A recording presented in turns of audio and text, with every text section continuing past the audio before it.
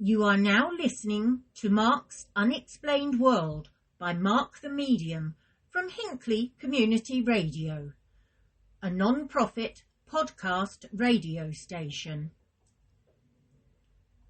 Tonight's episode is about the disappearance of the Amber Room. So it's over to you now, Mark.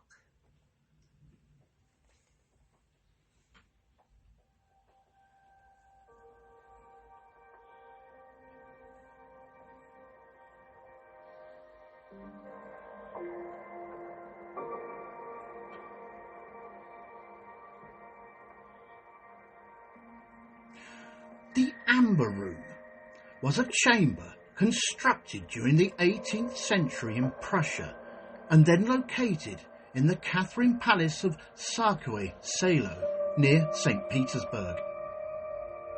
It was so named because it was decorated in amber panels and backed with gold leaf and mirrors.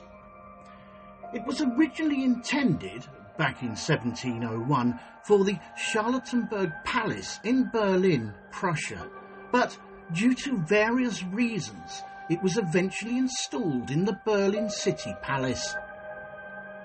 It was designed by the German Baroque sculptor Andreas Schluter and Danish amber craftsman Gottfried Wolfram.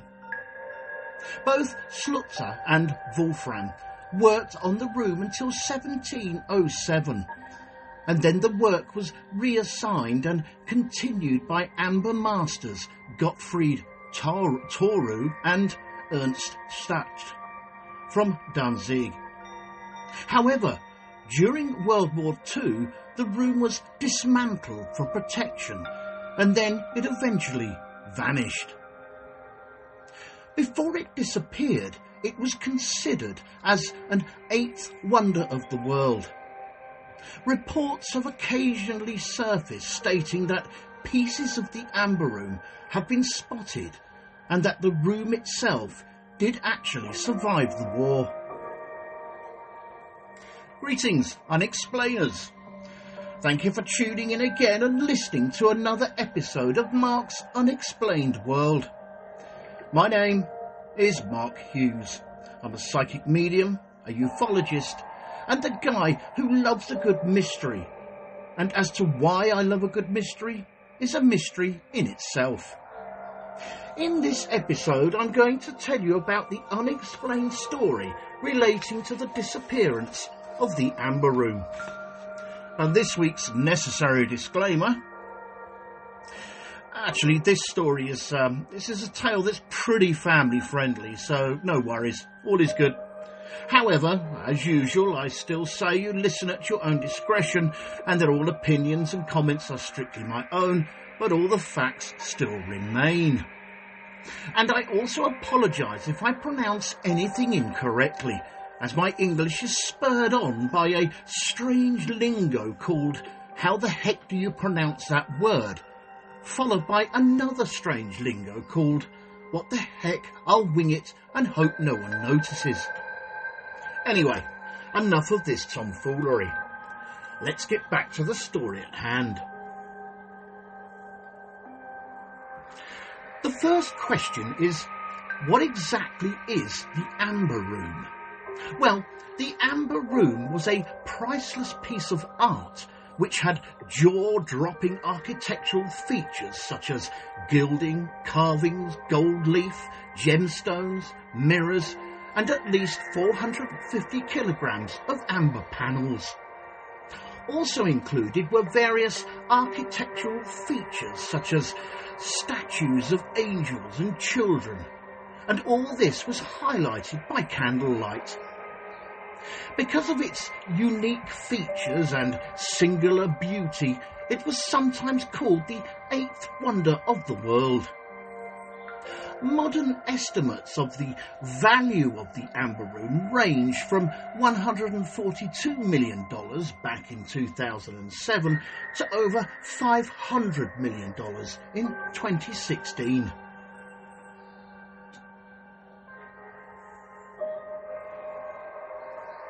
The Amber Room's construction began in 1701 with the purpose of it being installed at the residence of Frederick I, who was the first king in Prussia, at the Charlatan Palace.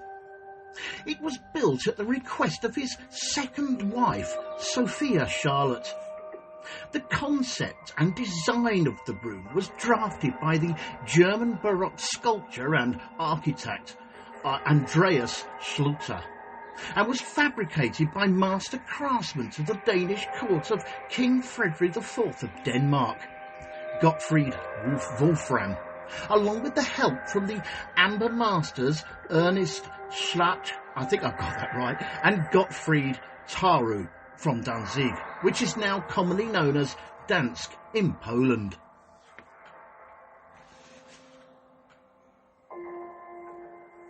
Although the Amber Room was originally intended for installation at the residence of Frederick I at Charlottenburg Palace, the completed amber panels were eventually installed at Berlin City Palace. However, the Amber Room didn't remain at Berlin City Palace for very long. One of its first admirers was Peter the Great of Russia. This admiration was noticed by King Frederick's first son, Frederick William I. So, in 1716, Frederick William decided to give the Amber Room to Peter the Great of Russia as a gift, which at the same time forged a Russo-Prussian alliance against Sweden. So, the Amber Room was then reworked in Russia in a joint effort by German and Russian craftsmen.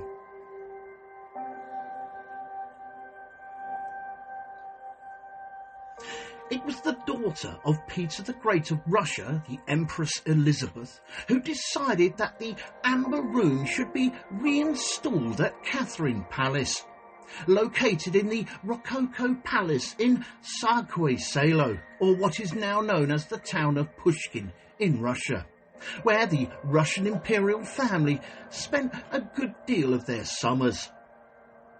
On a quick interesting side note, a Rococo palace, also known as late Baroque, is an exceptionally ornamental and dramatic style of architecture, art and decoration which combines asymmetry, scrolling curves, gilding, white and pastel colours and sculptured moulding to create surprise and the illusion of motion and drama. It is often described as the final expression of the Baroque movement. So, what with all the 18th century renovations, taking up the area of 55 square metres and containing over 6 tons of material, the Amber Room took just over 10 years to completely construct.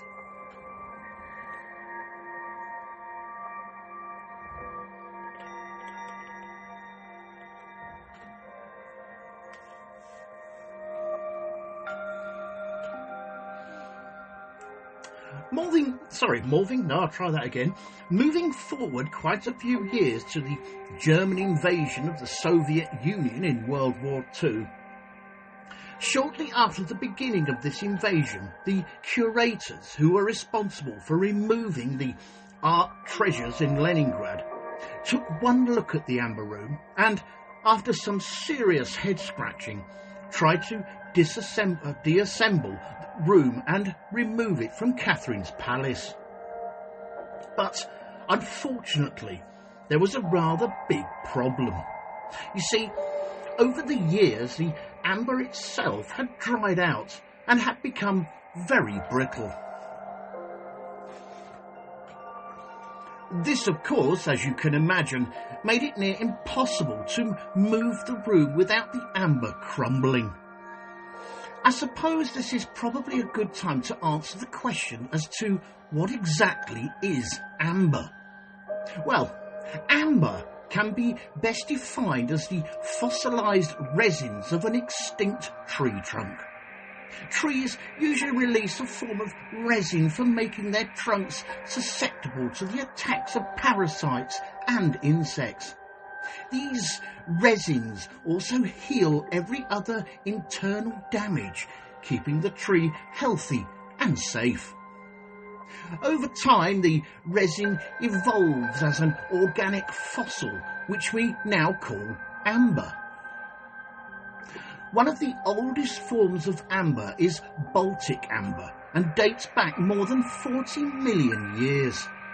The amber that is found today usually dates back more than 30 to 90 million years.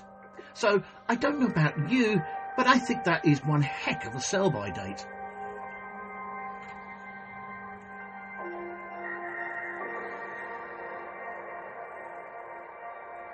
So, because of this crumbling amber, the walls of the room were therefore covered in a mundane wallpaper, probably brown with a dash of heliotrope.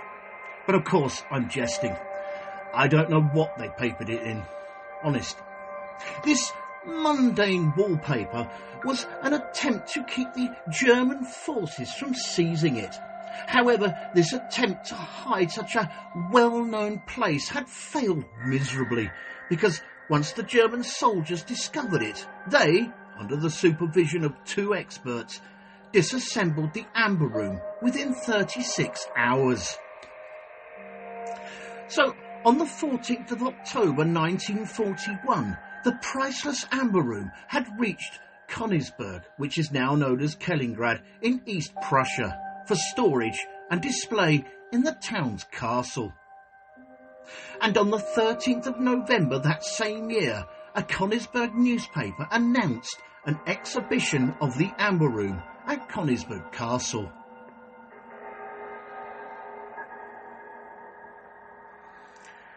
After this first short break, in part 2, we will look at the amber room's last days in Königsberg and its strange disappearance.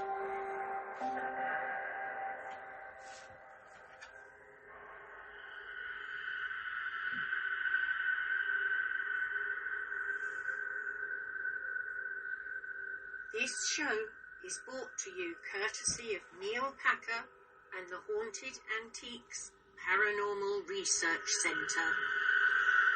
Find them online at www.hauntedresearchcentre.com or at 9 to 11 Regent Street, Hinckley, LE10 1AW. Open on Saturdays from 10 a.m. to 4 p.m. for guided tours of the haunted rooms at just £3 per person. Booking is essential at all times, and over 16s only, please, unless accompanied by an adult. The haunted rooms are extremely haunted, and paranormal activity could, and has, taken place at any time. Some areas and particular objects or items can be quite scary and unnerving. Membership is available for £25 to qualify for selective offers. And why not download the app, available on both iOS and Android, for only $3.99, to keep up to date with what is coming up at the centre.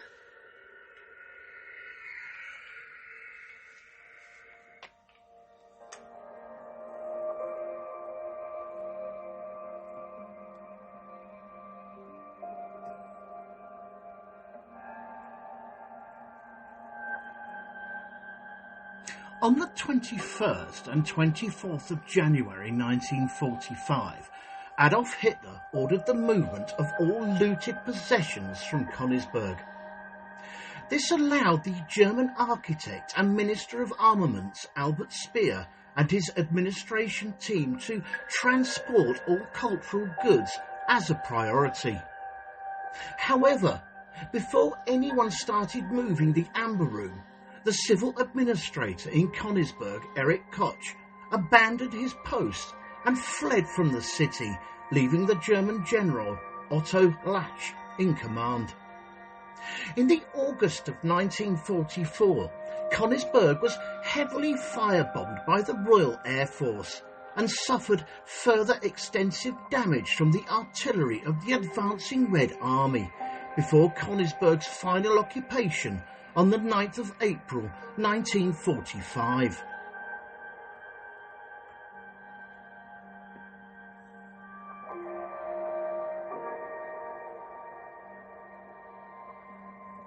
After the Second World War, the Amber Room was never seen again in public. However, there are various reports that have occasionally popped up stating that pieces of the Amber Room did in fact survive the war. For starters, there were several eyewitnesses who claimed to have spotted the famous Amber Room being loaded on board a ship named the Wilhelm Gustloff, which left Gdynia on the 30th of January 1945. It was then promptly torpedoed by a Soviet submarine in the Baltic Sea and so was lost at sea. On a quick interesting side note, the Wilhelm Gustloff was a German military transport ship. When the ship was bombed on the 30th of January 1945 in the Baltic Sea, it was evacuating not only civilians but German military personnel and other military personnel, making it, by one estimate, of 9,400 people being killed, the largest loss of life in a single ship sinking in history.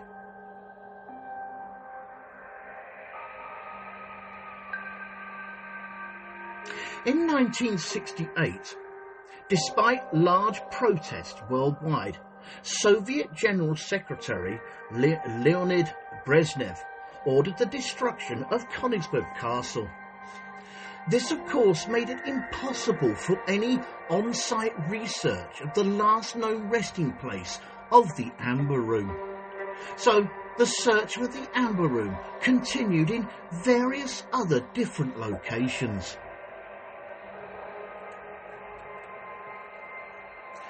Fast forward a few more years to 1997, and in Germany an Italian stone mosaic called Feel and Touch turns out to be one part of a set of 4 stones which had originally decorated the Amber Room. This Italian stone mosaic was found in the possession of the family of a soldier who claimed to have helped pack up the original Amber Chamber back in 1941. The mosaic was then returned back into the hands of the Russian authorities and was used in its reconstruction. I will go into more details on the reconstruction of the Amber Room in part 3 of this podcast. A year later, in 1998, 2 separate teams, one German and one Lithuanian, announced that they had at last located the Amber Room. Hurrah! The German team felt sure that it was in a silver mine, while the Lithuanian team felt sure that the amber treasure was buried in a lagoon. However, unfortunately, neither of the 2 teams were right, as both of the locations turned out to be empty, with neither of them holding the elusive amber treasure.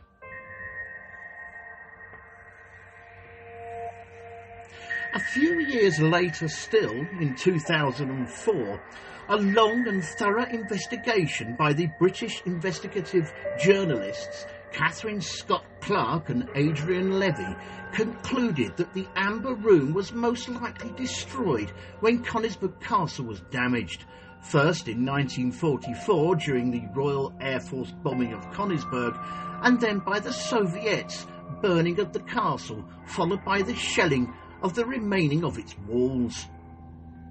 Official assessments set out in documents from the Russian National Archives written by the head of the Soviet team charged with locating the Amber Room following the war, Alexander Brusov, agreed with this theory. The official report stated, and I quote, Summarising all the facts, we can say that the Amber Room was destroyed between 9 and 11th of April 1945. These dates do in fact correspond with the end of the Battle of Königsberg, which ended on the 9th of April 1945 with the surrender of the German garrison. However, just to mix things up a little, a few years later the same Alexander Brusov changed his mind and publicly voiced a contrary position. This change of mind was believed to have been due to the pressures of the Soviet authorities, who did not want to be seen as responsible for the loss of the very expensive Amber Room.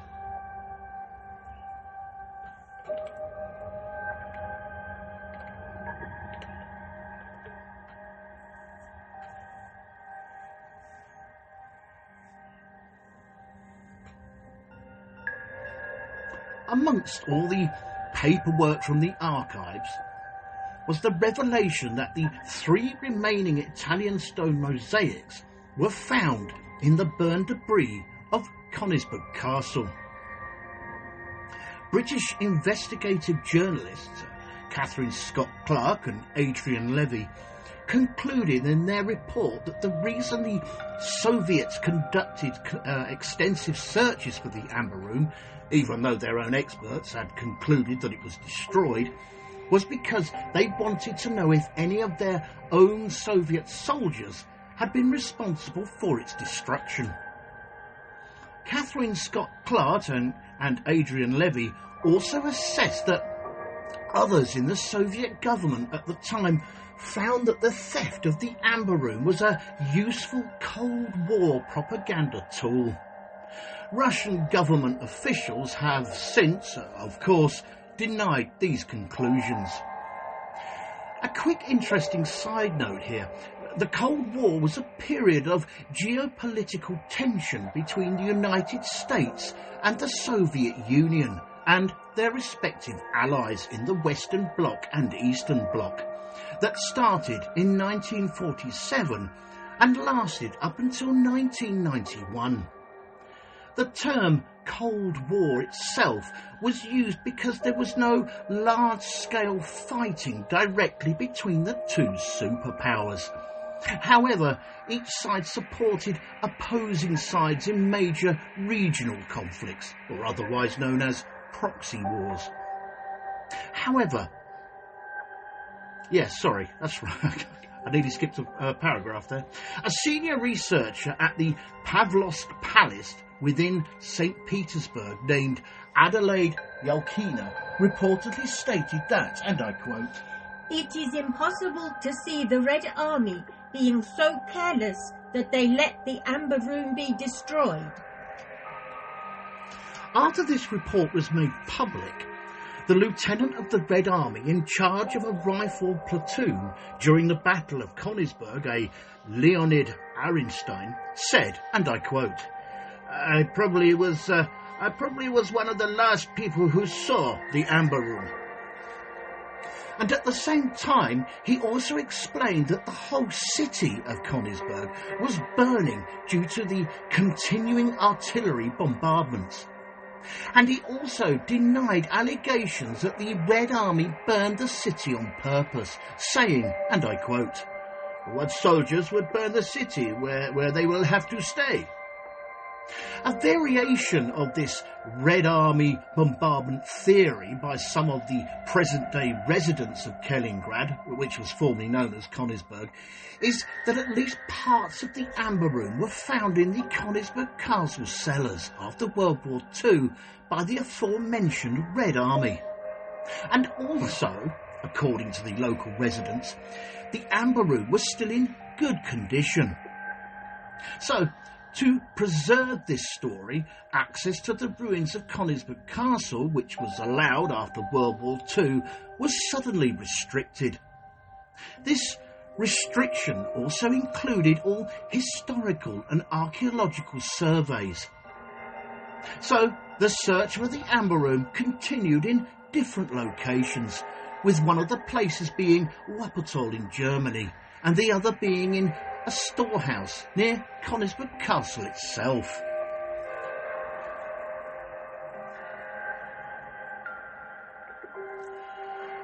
After this second short break, in part 3, we will look at the continuing mystery behind the elusive vanishing room and the Soviet government's decision to construct a replica.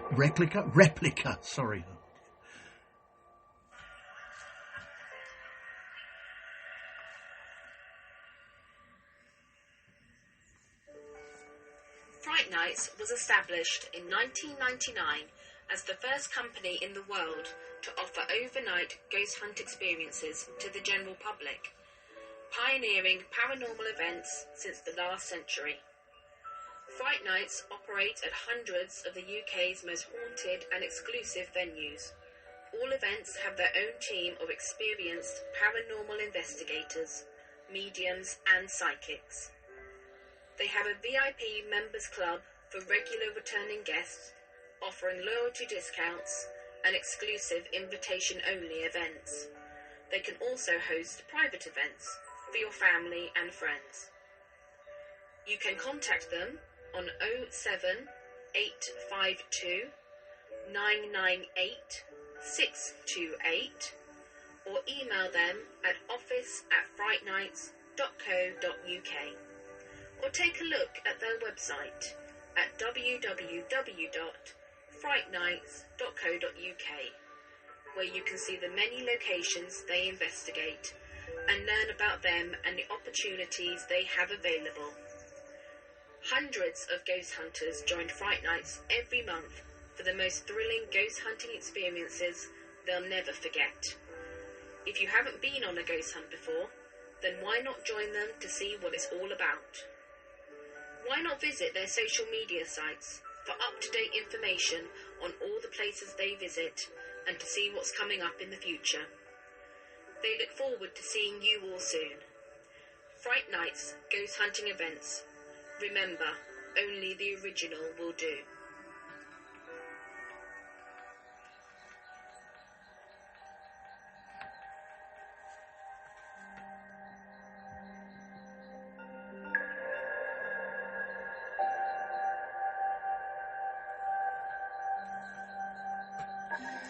Other hypotheses for the missing amber room include a bunker in Mamerki, located in northeastern Poland, and that Joseph Stalin, who was the leader of the Soviet Union, ordered the amber room replaced with a replica prior to its looting, so as to hide the original. Are you keeping up? Good.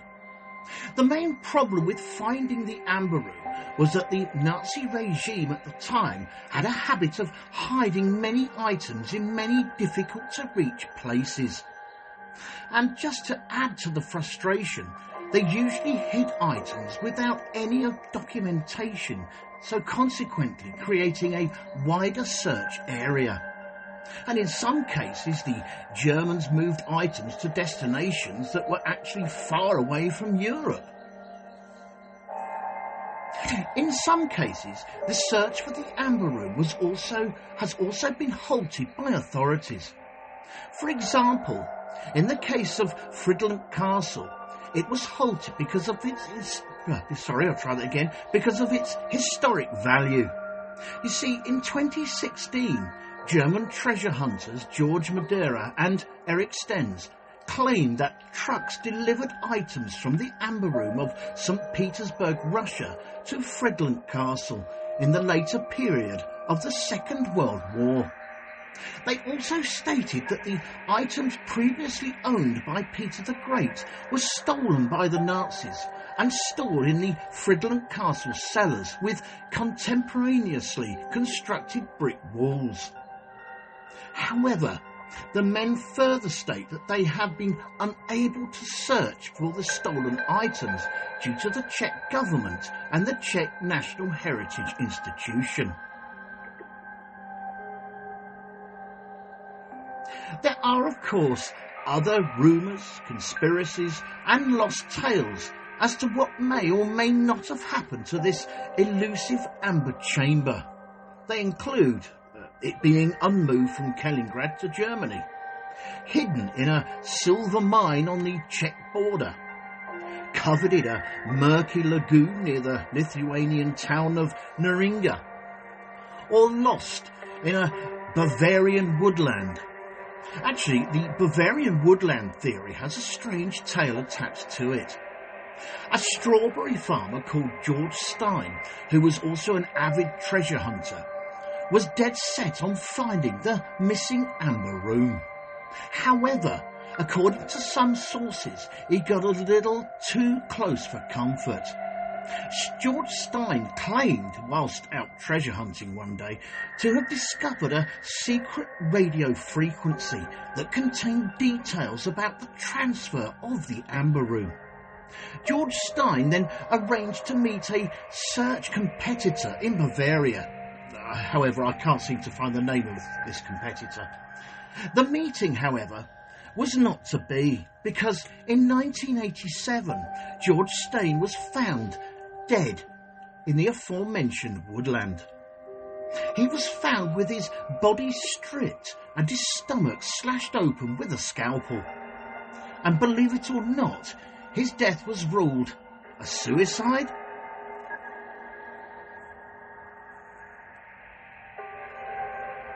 Other theorised amber room locations include beneath Wuppertal in western Germany, being aboard a ghost train in Walbrik in southwest Poland. Actually, it has long been rumoured that a Nazi ghost train was loaded with treasure and lost in secret tunnels under the mountain in Walbrik in southwest Poland. What the name of the train is, its mission, or where its precious cargo came from, no one knows. But in 2015, two men, one from Germany and one from Poland, claimed to have found this train along with its riches. However, the local government of Walbrik refused to comment on the matter, except to warn people that if there is a train, it may be booby-trapped by mines.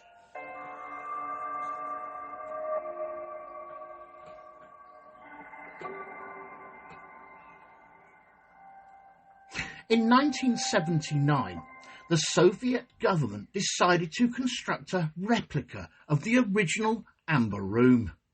This replica was to be built, again, at Tsarskoye, is it Tsarskoye? Selo, near Saint Petersburg. I apologise to anybody who lives there. The process was to take nearly 24 years and required up to 40 Russian and German experts in amber craftsmanship. Using the original drawings and old grainy black and white photographs, every attempt was made to duplicate the original 1701 amber room. For this, they needed the 350 different shades of amber in the original panels and fixtures that adorned the room. However, the major problem with this momentous project was the lack of skilled workers, since amber carving was by now nearly a lost art form. Any financial difficulties that were needed for the reconstruction project of the new amber room was solved with the donation of $3.5 million from the German company E.ON. On an interesting side note, E.ON is a German multinational electric utility company based in Essen, Germany. It operates as one of the world's largest investor-owned electric utility service providers. The name originates from the Latin word aeon, spelt A-E-O-N.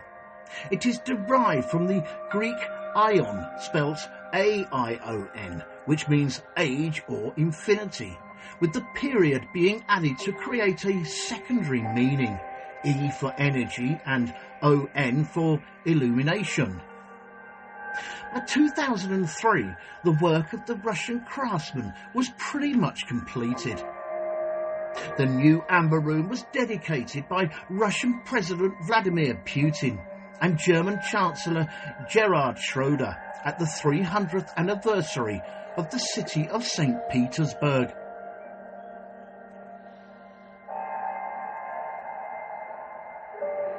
In the municipality of Kleinmanschnau, near Berlin, there is a miniature amber room that was fabricated after the original. This miniature copy was made from East Prussian amber.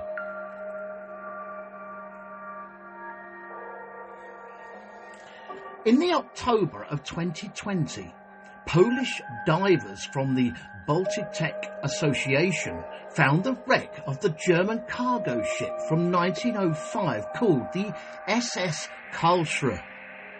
It has been said that this shipwreck holds many crates with unknown contents.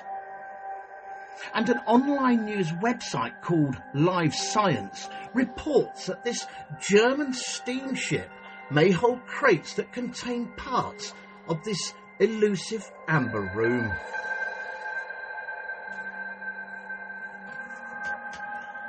Thank you all for taking the time out to listen to this episode of Mark's Unexplained World. In our next episode, show number 91, we are going to be looking at the Sasquatch.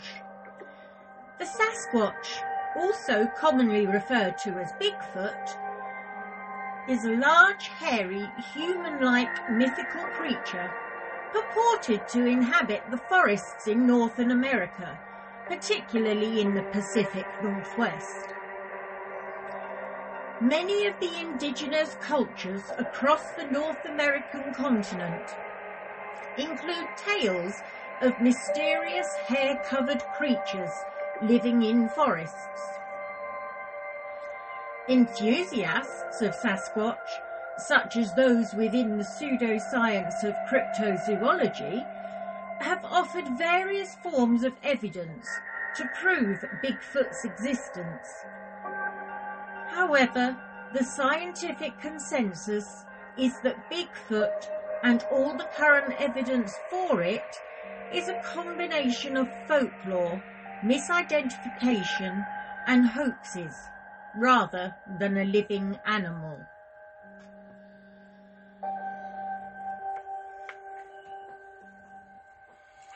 This show was written and researched by myself, Mark Hughes, and proofread and edited by Linda Hughes. The pronunciations, as usual, of all the names of places, though, was all mine. The actors in this episode were Mark Hughes, Linda Hughes and Denise Poolar, with special thanks to Neil Packer and the staff at the Haunted Antiques Paranormal Research Centre in Hinckley. And a big thanks to you, everyone, for listening. Mark's Unexplained World, because there's more to the paranormal than meets the third eye. And remember, guys, keep it real, because being real is better than being perfect. This show and all its contents are covered by the basic copyright of Mark the Medium.